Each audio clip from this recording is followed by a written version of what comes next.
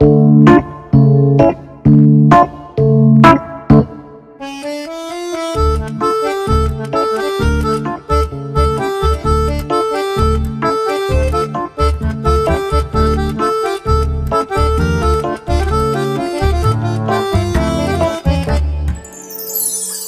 5 जानेवारीला ओले आले हा सिनेमा प्रेक्षकांच्या भेटीला येतोय आणि या निमित्तानं माझ्यासोबत आहे या सिनेमाची संपूर्ण टीम.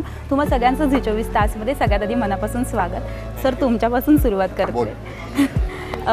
आत्ताच नुकता ॲनिमल हा सिनेमा आला आणि आता आपला ओले आले येतोय. दोघांचं मुख्य वैशिष्ट्य म्हणजे हा वडील आणि मुलाच्या नात्यावर असलेला सिनेमा आहे.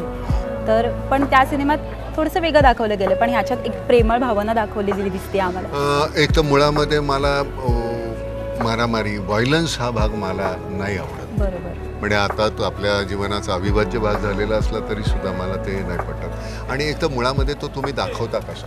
मी ज्यावेळी जुना सिनेमा गंगा जमुना पाठवतो त्याच्यामध्ये व्हायलन्स होता का, तर होता, पण तो ज्या पद्धतीने दाखवला होता तो माझ्या अंगावर येत नव्हता. आणि त्याच्यामधला जो नायक आहे तो ते करत असताना, मी ॲनिमल पाहिलेलं नाही पण मी दुसऱ्या सिनेमाबद्दल बोलेन, तो मला किळसवाणा किंवा मला त्रास देत नाही. मला असं वाटतं की नाही, ते तसं व्हायला पाहिजे, कारण त्या नायकावर झालेला अन्याय, त्या पद्धतीचा, त्याचा प्रामाणिकपणा. आज मला माहिती नाही की मला प्रेक्षक म्हणून अभिरुची आमची बदलली आहे का, आम्हाला व्हायलन्स का आवडतोय, असे सिनेमे जास्त का लोकांना आवडतात, त्याचं कारण मी शोधण्याचा प्रयत्न करतो. आम्हाला करत असताना ज्यावेळी ओले आले हे करत असताना तेच नातेसंबंध जे आहेत ते खूप वेगळ्या पद्धतीनं आहे, हसत खेळत आहे. आणि त्यातली जी कथावस्तू आहे ओले आलेची, ती कथावस्तू इतकी वेगळी आहे, त्यामुळे त्याला कुठल्याही पद्धतीनं आपण ॲनिमल बरोबर त्याचा म्हणजे तुलनाच होऊ शकत नाही, कारण ते सगळंच वेगळं आहे.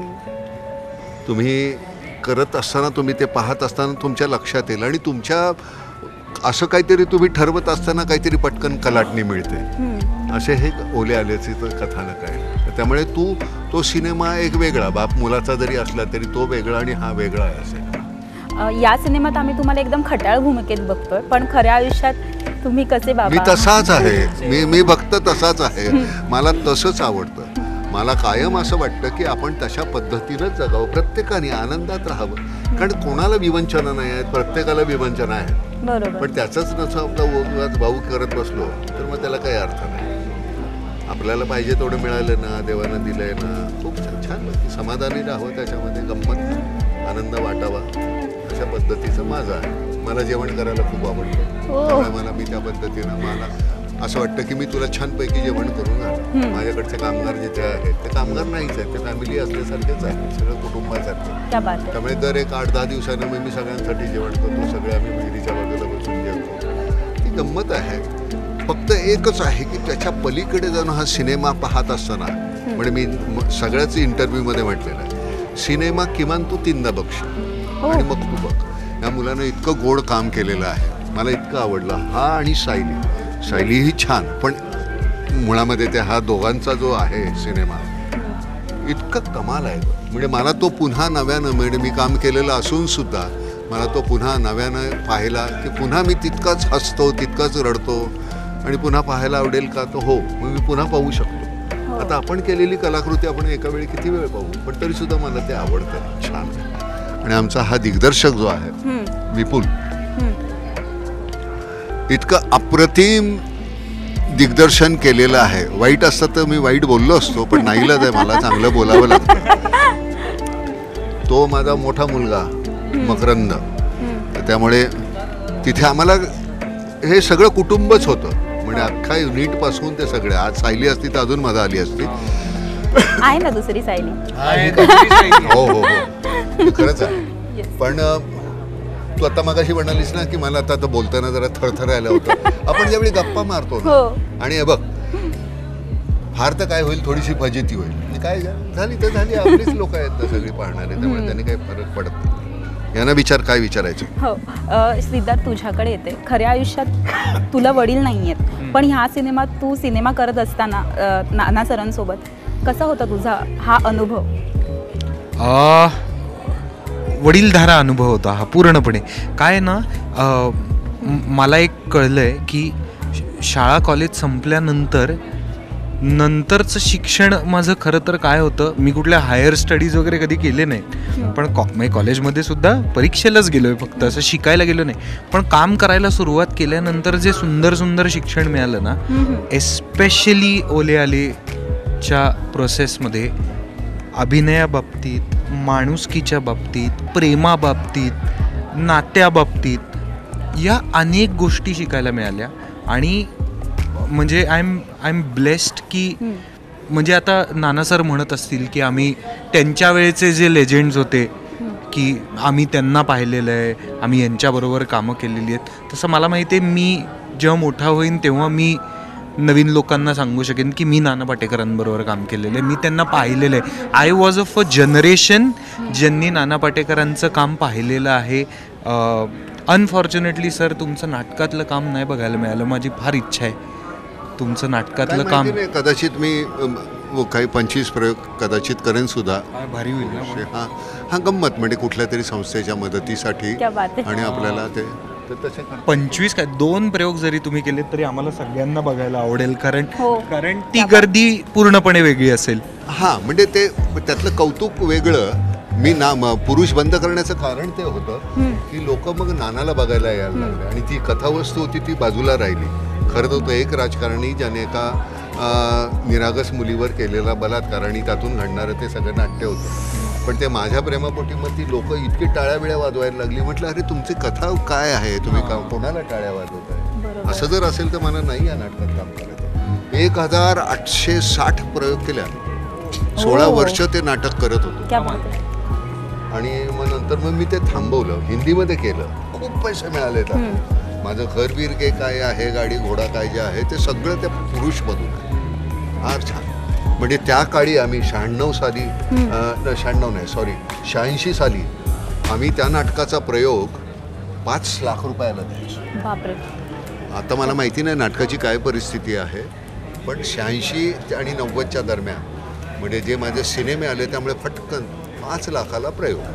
कुटुंब 5,000 हजार लोक जमायचे नाटक बाहेर. पण तेच म्हणजे मी जे सांगतोय ते हे आहे की मला हे किस्से मी कुठनं ऐकणार आहे, म्हणजे ह्या गोष्टी मला कोण सांगणार आहे? मी दुसऱ्यांनी सांगितलेल्या गोष्टी मी त्यांच्यावरती मला स्वतः नाना सर सांगतायत की ही नाटकं अशी झाली आहेत, हे कलाकार असे घडलेत, मी असं केलं आहे, मी हे पाहिलेलं आहे. हा एक्सपिरियन्स नाना सरांबरोबर ज्यांनी काम केलेलं आहे त्यांनाच कळू शकतो. आणि तो पुरुष हे नाटक हे मी सगळं वाढलेलं ताट असायचं त्यावेळी पुढे यायचो. पण खरं चंद्रकांत गोखले बाबा, उषा नाडकर्णी, रीमा लागू हे तिघं ज्या पद्धतीनं काम करायचं. जर परफॉर्मन्सच्या बाबतीत नंबर लावायचे झाले तर बाबा नंबर 1, उषा आणि रीमा नंबर 2 आणि नाना नंबर 3. परफॉर्मन्स मी कुठेही अगदी स्वतःकडे असं कमीपणा वगैरे अप्रतिम ते करायचे. पण ती माझी भूमिकाच अशी होती की त्यामुळे लोक सगळे ते पाहायला आणि मग त्याच्यानंतर मग सिनेमातलं यश होतं. पण ही मंडळी होती म्हणून बाबा गेल्यानंतर मला ते नाटक कधी करावंसंच वाटलं नाही, कारण बाबा ज्या पद्धतीनं करायचे. त्याच्यानंतर मी आत्ता विचार केला होता की जयंत आपले सावरकर ते करतील आणि जयंत सावरकर, तर त्यामुळे ते राहिलंय. पण करू बघूया. सो हा सगळा अनुभव आहे. आणि ह्याच्या हा झाला प्रगल्भतेचा अनुभव.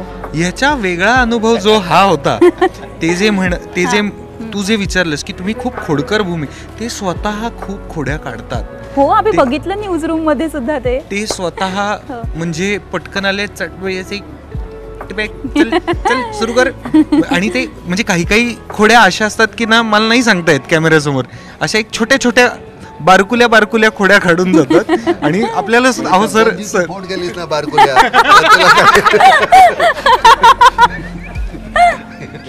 तर हा झोन आहे. पण मला माहीत नाही, मी ह्या सिनेमाची प्रोसेस आणि खास करून नाना सरांबरोबर काम केल्याचा अनुभव मी हा आयुष्यभर थोडा वापरत राहणार आहे. प्रत्येक सिनेमामध्ये मी या सिनेमाच्या प्रोसेसमधलं काहीतरी वापरत राहणार आहे आणि मला खात्री आहे की ते पॉझिटिव्हलीच ते आवडणार आहे प्रेक्षकांना, कारण मला जे शिकायला मिळाले ते सरांकडनं शिकायला फक्त मिळाले. एक काम कर की नाना बोलत असताना सर लावू नको पुढे, मग मला मी तुला खरं अहो, ते माझी ती सवय झाली आहे. काढून टाकते माझ्या बाबतीत. मन मग मला- नाना सांगतील ते, मला तुझा नाना बाबा सांगतील. खरं. मग चला नाना सांगतील ते. सो नानांनी जे शिकवलंय ते मी प्रत्येक सिनेमात थोडं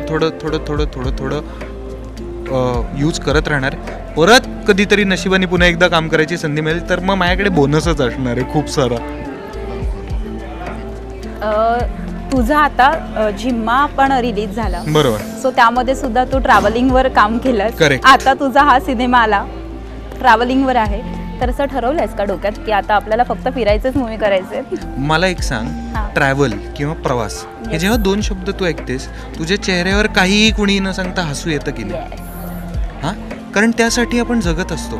आपण इथे आता तू ह्या ऑफिसमध्ये काम करतेस, हां, तू दिवस रात्र काम करतेस, दिवस रात्र मेहनत करतेस, घरी गेल्यानंतर उद्या काय करायचंय ह्याच्यासाठीचं तू काम करतच असशील 100%. पण जेव्हा तुला असं कळतं की या महिन्यातले 3 दिवस मी हे सगळं सोडून कुठेतरी फिरायला. निघून जाणार आहे, तेव्हा आपल्याला माहिती असतं आपण 3च दिवस चाललोय, पण मनात हे असतं की मी निघून चाललोय आणि मी परत कधीही येणार नाहीये. बरोबर, मनात हे असतं खरं तर. पण आपल्याला माहिती असतं ते 3 दिवस आपल्याला खरं तर काय करायचंय, आपल्याला आयुष्य जगायचंय. हे 27 दिवस आपल्याला काम करायचंय, मेहनत करायची, पैसे कमवायचे, जबाबदाऱ्या सांभाळायचं, सगळं आहे, कोणाच्या मागे नाही येते.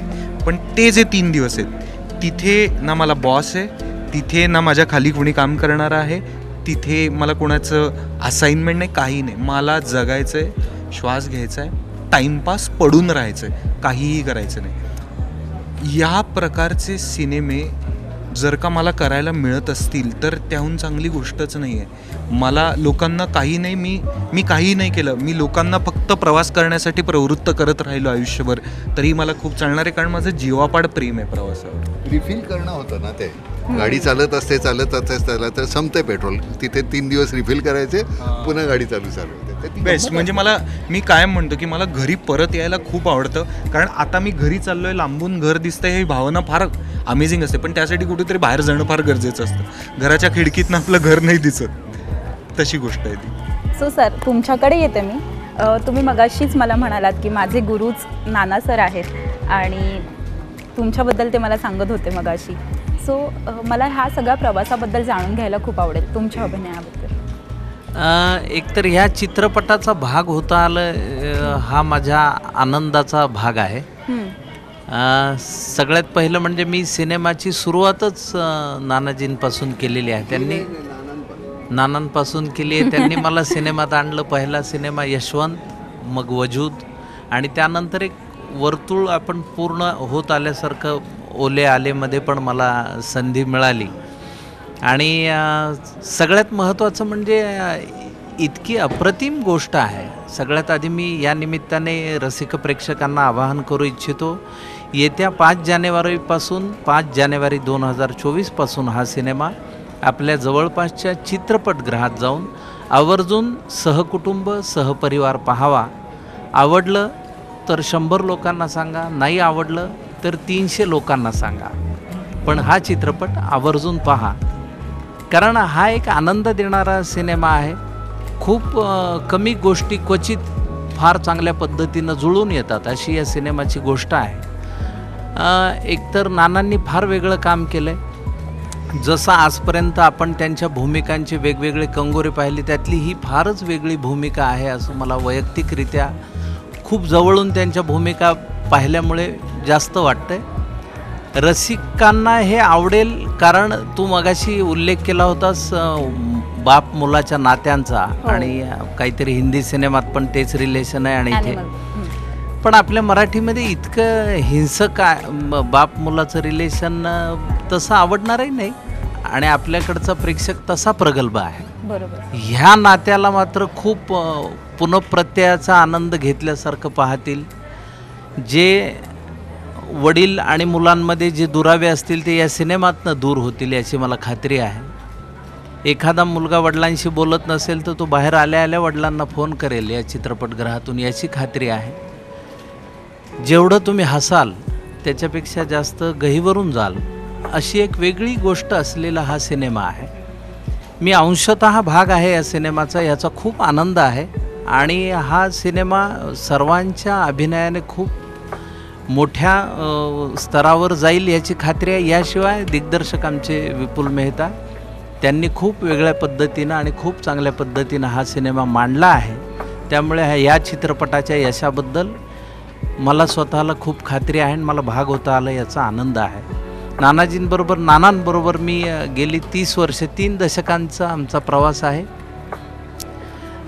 माझ्या प्रत्येक वळणावर कारकिर्दीच्या त्यांनी मला आवर्जून नोंद घेतलेली आहे प्रत्येक गोष्टीची, बऱ्या वाईट गोष्टींची. त्या प्रत्येक वेळी त्यांनी मला व्यवस्थित मार्गदर्शन केलेलं आहे. आजही मला त्या मार्गदर्शनाचा लाभ ज्या पद्धतीनं होतो त्याचा मला आनंद आहे, तो शब्दांच्या पलीकडचा आहे. आणि ही यात्रा अशीच चालत राहावं असं वाटतं. या निमित्ताने त्यांनी राशन कार्डवर घेतलं आहे मला, तर हिंदी सिनेमातही माझा चंचू प्रवेश होईल असं मला आशा दिसू क्या लागली बात आहे.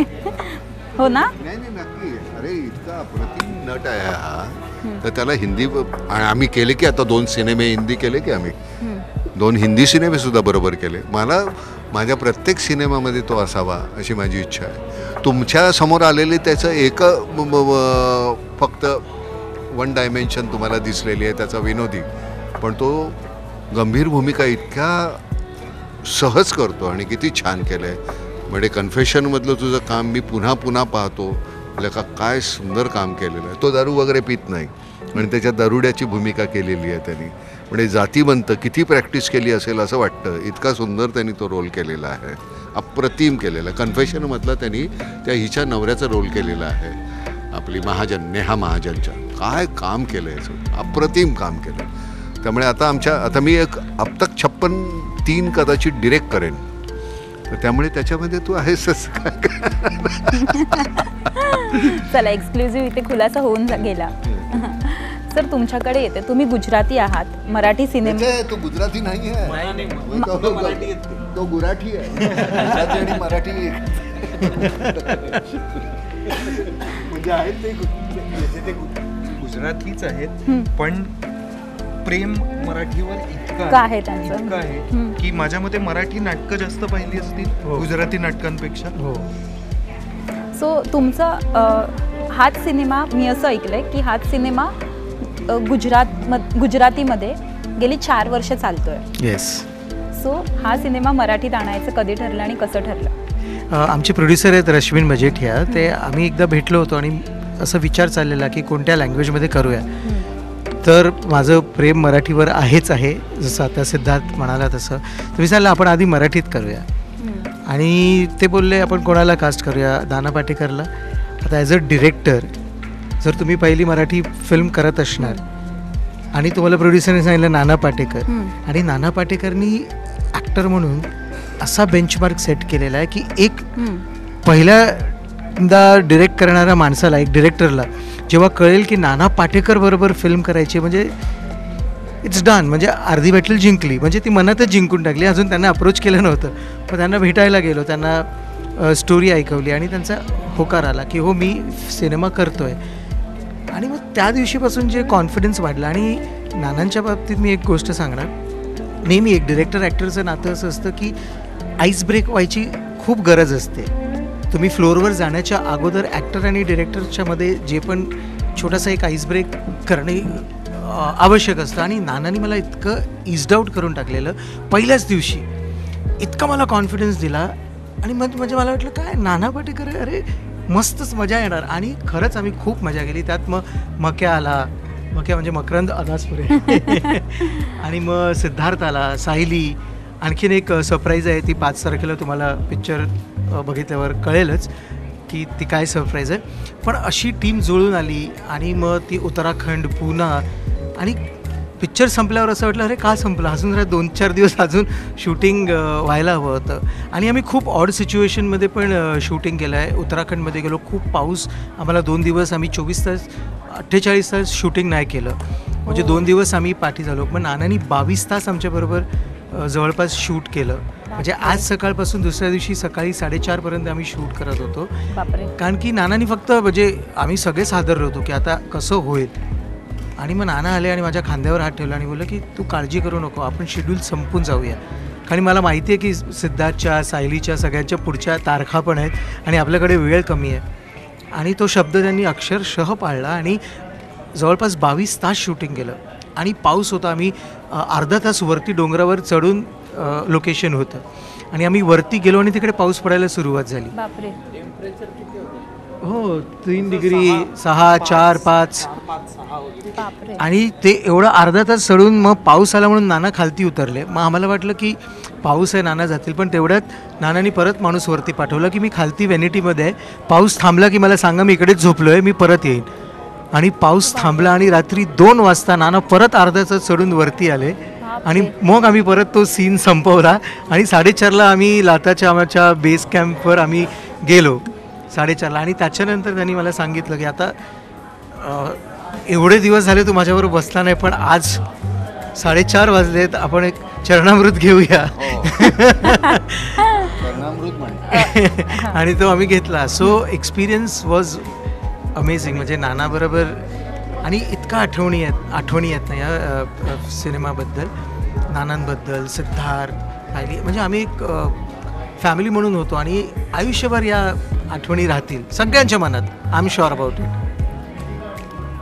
तिथे आम्हाला आमच्या तिथे डोंगरामध्ये काम करणारा जो ट्रेकिंगला जातात लोक, त्यांच्याबरोबर तो जाणारा जो होता गिर्यारोहकच होतो, नाव काय त्याचं, त्रिभुवन. तर त्याच्यानंतर एक दिवस तो काहीतरी तीर्थ घेऊन आला. तो म्हटलं हे काय, तो म्हटलं चरणामृत आहे. तर म्हटलं ते रे, तर ती तिकडची लोकल दारू होती. अरे म्हटलं चांगलं आहे चरणामृत, ते अजून थोडंसं. असं मी 4-5 वेळ मी 4-5 असं चरणामृत घेतलं आणि मग मी इतका छान झालो होतो. तर तसंच त्या दिवशी इतकी थंडी होती आणि सगळं शूटिंग संपल्यानंतर म्हटलं चला आपण थोडं चरणामृत घेऊया आणि मग झोपूया. पण ती गंमत होती ग. त्या क्षणी त्या सगळ्या ऑर्ड्समधून तुम्ही एकमेकांबरोबर असणं, त्यावेळी हात धरायचे असतात ना. नाहीतर काय मग काय ठीकच आहे, बाकी अगदी नाही. मी 8 तासाच्या वर शूटिंग करणार नाही असं मी नेहमीच सांगतो. पण 8 तासाच्या वर जे करावं लागतं तो नाईलाज असतो ना. आणि तुम्ही ज्यावेळी बाहेर जाता त्यावेळी इतक्या जणांचं, किती जणांचं आपलं होतं युनिट? 110. मराठीला 110. आता आम्ही आता ह्याला गेलो होतो बनारसला, तर त्याचं 360 लोक आहेत. आता ते हिंदी सिनेमाचं ठीक आहे. आता 360 लोक किंवा 110 लोक आज काम नाही करता बसली नुसती, तर गेला बाजार नाही म्हटलं तरी दिवसाचा खर्च तुमचा एक 15-16 लाख रुपये होतो. 2 दिवसाचा झाला 30 लाख, 30 लाख 40 लाख रुपये. बाकीच्या गोष्टी पुन्हा डेट्स नाही आहे. त्यावेळी ती करायची, ती गंमत असते. एक दिवस नाही झोपलं तर दुसऱ्या दिवशी मग नाही यांचं आधी करू, मग त्यांचं आधी करू. सगळ्यांनी, म्हणजे मी एकट्याने केलं असं नाही, ह्या पोरांनी केलं, किती केलं. आणि सायलीला तर बरं नसायचं, ती बिचारी तशा तर फ्रॅक्चर झालं होतं त्याच्यामध्ये सुद्धा ती तशीच करत होती. पहिल्यांदा मला वाटलं नाटकं करते, पण तसं नाही आहे. तिला खरंच हे वाटत होतं तिला बरं. आत्ता सुद्धा ती नाही आहे इथे, त्याचं कारण तिला बरं नाही आहे. आणि कुठेही काही त्याचं हे नाही. आत्ता मला कळलं तिचा आजार किती असा गंभीर असतो आणि तरी सुद्धा ती आपल्या बरं तिचं हसणं इतकं गोड आहे माहिती आहे, पूर्वासारखी गोड झालंय. पण सगळं खरंच छान झालंय. आणि हा मी पुन्हा एकदा सांगतो तुम्ही एकदा तू जर बघितलंस ना तर तू आवर्जून सगळ्यांना ओरडून सांगशील की नाही हा सिनेमा बघा, हा सिनेमा बघा. आणि तू एकदा 2दा नाही 3दा पाहशील हा सिनेमा आणि होईल, छान होईल. काही नाही. आपले थिएटर आता समजा 500 असतील किंवा 400 असतील.